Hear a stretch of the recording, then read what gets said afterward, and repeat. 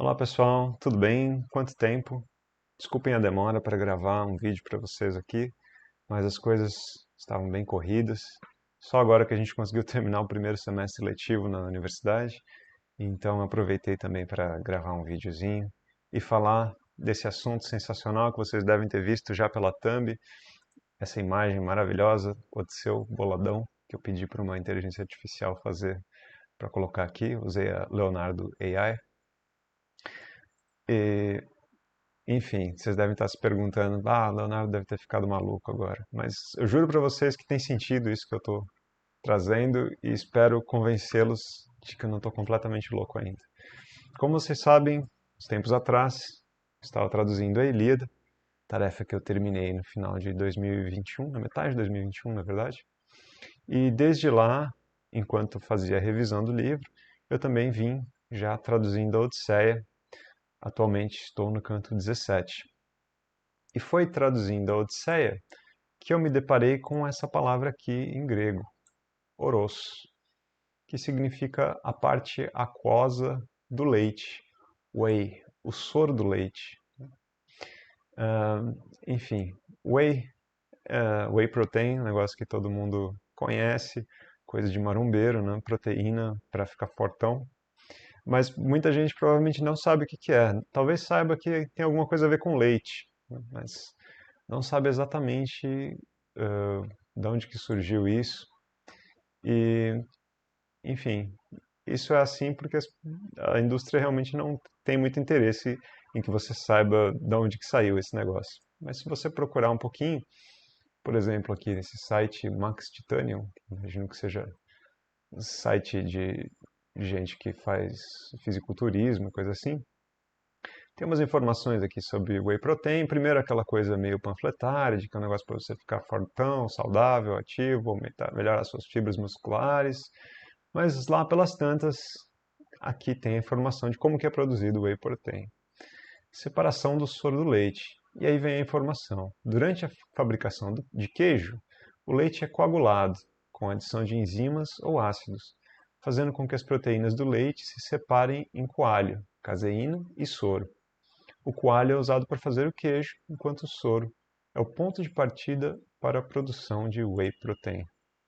Então, se você olhar na sua embalagem de whey protein, provavelmente nem vai ter essa informação, porque não é uma informação muito bonita, né?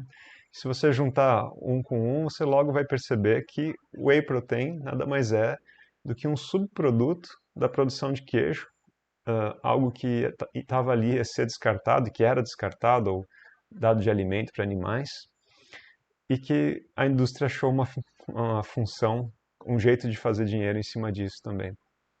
Eu estava conversando com a minha esposa e ela se lembrou de quando pequena, indo visitar os avós dela, que eles faziam queijo e o soro do queijo que sobrava eles davam para os bichos se alimentarem, colocavam lá junto com a água, porque tem, enfim, tem nutrientes ali. E é disso que a indústria conseguiu inventar esse pó mágico de ficar fortão, whey protein.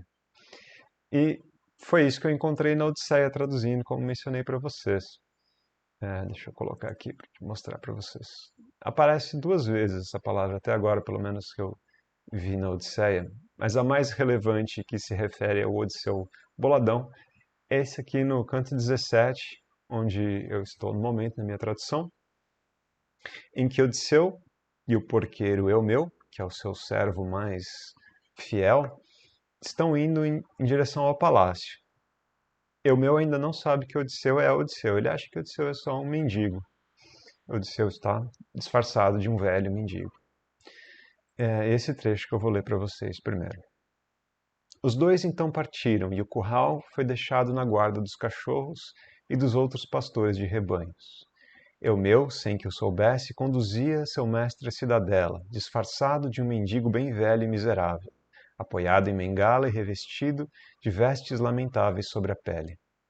Depois de certo tempo caminhando ao longo do caminho acidentado, estando já por perto da cidade, chegaram ao local de uma nascente de belo curso, muito bem formada, da qual os cidadãos buscavam água.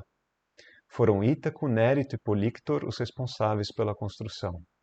Em torno dela, um bosque alimentado pelas águas crescia com seus choupos, um círculo ao redor de todo o entorno. Uma corrente d'água bem gelada fluía de uma rocha mais acima. Um altar também fora construído para as ninfas. Ali, os viajantes cuidavam de fazer-lhes oferendas. Foi nesse ponto que eles se encontraram com o filho de Dólio, Melanteu, que estava conduzindo as suas cabras, as melhores de todo o seu rebanho, para o jantar dos homens pretendentes. 2 pastores seguiam junto dele. Ao vê-los dessa forma, fez censuras, chamou-os pelo nome e lhes falou coisas terríveis e vexaminosas, e o coração de Odisseu se irritou. Mas essa agora, um homem totalmente miserável guiando o miserável, bem que se diz que o Deus sempre conduz o semelhante ao próprio semelhante. Aonde estás levando esse velhaco, porqueiro lamentável? Deve ser mais um desses mendigos irritantes que tiram a alegria do banquete, do tipo que se escora nos umbrais, aqui e ali, coçando os próprios ombros, e pede algum restinho de comida, mas nunca um caldeirão ou uma espada. Se o deixasses comigo, para ser guardião dos currais desta fazenda, para limpá-los todos e colher brotinhos de alimento aos filhotinhos, é capaz que ganhasse coxas fortes, bebendo soro de leite coalhado. Mas, como ele de certo se instruiu em vilanices, não se prestaria a praticar algum trabalho honesto. Prefere mendicar pela cidade, pedindo por comida com que possa alimentar seu ventre insaciável. Da maneira que te descreverei, as coisas haverão de se cumprir. Se por acaso ele tentar entrar lá no palácio do divo Odisseu, contra a cabeça dele serão muitos os escabelos que se quebrarão, lançados pelas mãos de muitos homens contra o seu lombo ao longo do palácio. Bom, esse é o trecho, então, que o principal que motivou esse vídeo. Como vocês viram aqui, esse Melanteu, ele é chamado tanto de Melantio quanto de Melanteu nessa passagem. É um pastor que se encontra com Odisseu e com Eumeu no caminho, xinga os dois e, diz para o Eumeu, se você largar esse mendigo aqui para trabalhar, era capaz até que ele ficasse forte, ficasse com coxas fortes, bebendo soro de leite coalhado, que é a palavra oros, aqui aparece oron no acusativo. Em grego, ele colocaria para si mesmo coxas grandes bebendo soro de leite. Eu achei muito, muito engraçado isso. E primeiro porque uma referência a soro de leite, whey, e ganho de músculos. E segundo, uma outra questão que é mais de cunho cultural, de ver como esse mendigo, se ficasse ali e se trabalhasse, ia ser alimentado com soro de leite. Porque a gente pode entender, talvez, como um subproduto também, e como algo que não alimentaria uma pessoa de status maior dentro da sociedade. E isso a gente também vê numa outra passagem da Odisseia, que eu vou mostrar para vocês. No canto 9, quando Odisseu, entre os feácios, está narrando suas aventuras, e ele conta de ter encontrado o Ciclope, provavelmente a sua façanha mais famosa. E ele diz para os feácios o seguinte: rapidamente nós então chegamos à boca da caverna, mas lá dentro não o encontramos, pois tinha saído a apacentar suas gordas ovelhas. Entrando na caverna, já ficamos olhando tudo que existia ali. Havia cestos lotados de queijo e cercadinhos onde se encontravam carneiros grandes e também filhotes, cada qual separado em seu cercado.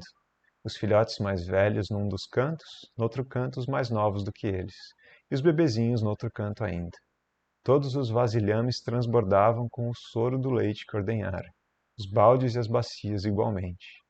Então, antes de tudo, os companheiros ficaram me implorando com palavras para que carregássemos os queijos de uma vez e voltássemos depois para tirar depressa dos cercados os carneirinhos juntos dos carneiros, de volta ao nosso rápido navio, zarpando logo pelo salso mar. Mas eu não me deixei persuadir. Melhor teria sido se tivesse, porque queria vê-lo e receber presentes de hospitalidade dele. Estava prestes a ser uma vista nada agradável para os companheiros. Ali dentro acendemos a fogueira, fizemos oferendas para os deuses e tratamos nós mesmos de comer do seu queijo, aguardando ali sentados até que retornasse da pastagem. Chegou trazendo um fardo bem pesado de lenha seca para ser usada de certo no preparo do jantar. lançada desde fora para dentro, fez um estrondo sobre o chão da gruta. Corremos para dentro, apavorados, entrando mais no fundo da caverna.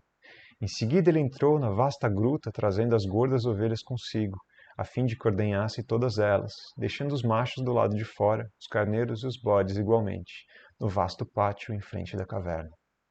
Logo depois ele ergueu uma pedra enorme para usá-la como porta, um rochedo pesado. Nem se usassem 22 carroças, cada qual com quádruplos cavalos, valorosos, não a teriam erguido do chão. De tal modo era enorme esse rochedo que ele usou como porta da caverna. Depois, sentado, tratou de ordenhar suas ovelhas e cabras balentes, fazendo tudo como manda a moira, e pôs embaixo delas suas crias. Em seguida, talhou uma porção do leite branco, a metade que havia, dentro de cestos trançados em vime, que ele depois guardou no seu lugar. Quanto à outra metade, ele deixou nos próprios vasilhames, de maneira que pudesse bebê-lo logo mais, enquanto consumisse a sua janta. Então, nessa passagem, tem um momento em que é mencionado o soro de leite, né? Mas é mencionado de uma forma bastante secundária e não com o interesse que a gente quer, que é aqui, né? Todos os vasilhames transbordavam com o soro de leite que ordenhara, os baldes e as bacias igualmente. Então, aqui não é exatamente o soro de leite resultante do processo de fazer queijo, mas simplesmente o soro que se desprendeu ali e está escorrendo pelos vasilhames, né? Mas em seguida, a parte que mais interessa é a fabricação do queijo, né? O Ciclope ordenhando as cabras e usando metade do leite para fazer queijo e guardando a outra metade para ele beber enquanto ele jantasse. E o que é interessante nisso é que ele não usa todo o leite para fazer queijo e bebe o soro, né? Ele usa só metade para fazer o queijo e vai beber a outra metade de leite e não de soro. Ou seja, o próprio Ciclope parece que não está interessado em beber o soro de leite, porque não é tão gostoso quanto o leite em si. Então, isso mostra que aquela cena lá do Odisseu em Ítaca, Odisseu disfarçado de mendigo, e o pastor xingando o Odisseu e Eumeu, e dizendo, se você ficasse aqui, trabalhasse e ganhasse soro de leite para beber, provavelmente ele está falando de oferecer soro de leite para o Odisseu beber como uma forma de caracterizar alguém numa situação de bastante penúria, alguém no fundo da pirâmide social, né? Um servo, um escravo nesse mundo é quem beberia soro de leite, né? Não um homem livre, um senhor, ou mesmo o Ciclope, que dentro da sua caverna é senhor, né? Então ele não precisa beber o soro de leite. E aí é curioso que hoje em dia a gente pague caro para tomar whey protein, quando na verdade é soro de leite, algo que antigamente não se queria beber e que hoje em dia também ninguém vai querer beber. Se vocês se lembrarem, na pandemia, deixa eu pegar a notícia aqui para mostrar para vocês. Teve uma notícia tétrica, essa daqui, sobre carcaça de animais sendo vendido, osso, soro de leite. As pessoas estavam passando uma dificuldade ainda maior do que geralmente já passam. E eu me lembro de ter ficado horrorizado com isso e de muita gente ter ficado horrorizada também com a questão de que as pessoas estavam tendo que tomar soro de leite. Só que, na verdade, a gente toma soro de leite concentrado no whey protein. E isso não causa surpresa a ninguém, nem desespero, nem desconforto. É uma questão cultural. Mas achei que era divertido e que valeria a pena mencionar para vocês essa cena toda.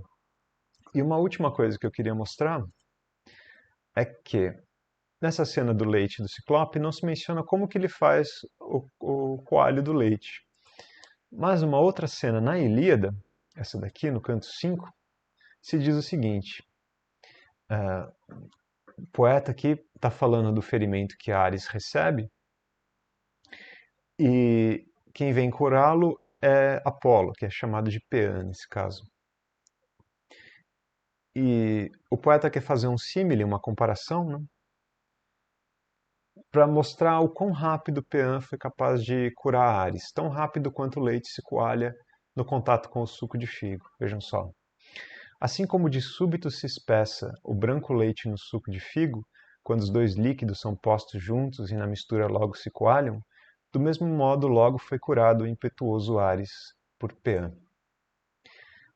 Nesse caso, então, a gente vê uma cena em que o leite é coalhado usando suco de figo.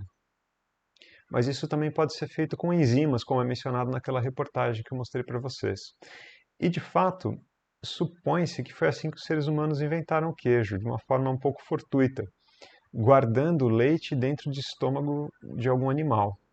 Claro, os homens no Neolítico, Paleolítico, os seres humanos, matavam o animal e usavam tudo que havia ali, não se desperdiçava nada, né? Tudo que você podia usar, você usava. Inclusive, os órgãos internos podiam servir de recipientes, né? Você pode pegar um estômago de um boi e usar de recipiente para guardar leite, guardar água, guardar o que for. Provavelmente um desses seres humanos primitivos guardou leite dentro de um estômago de algum bicho e ainda tinha alguma enzima ali dentro, e essa enzima talhou o leite e foi assim que se inventou o queijo, provavelmente. Mas isso também pode ser feito com algum suco de fruta. Qualquer substância ácida que altere o pH do leite vai fazer com que as moléculas de proteína se juntem ali, queiram ficar mais próximas umas das outras. Então é isso que eu queria mostrar para vocês. E achei divertidíssima essa imagem do Odisseu ficando ali na fazenda, trabalhando, tomando soro de leite, tomando whey protein para ficar boladão. Espero que vocês tenham gostado, tenham aproveitado alguma coisa da tradução, dessa prévia da minha tradução, e que o vídeo tenha sido divertido. Deixem comentários aí se vocês têm mais informações a respeito disso tudo. Será muito bem-vindo. Até mais, até a próxima. Um abraço.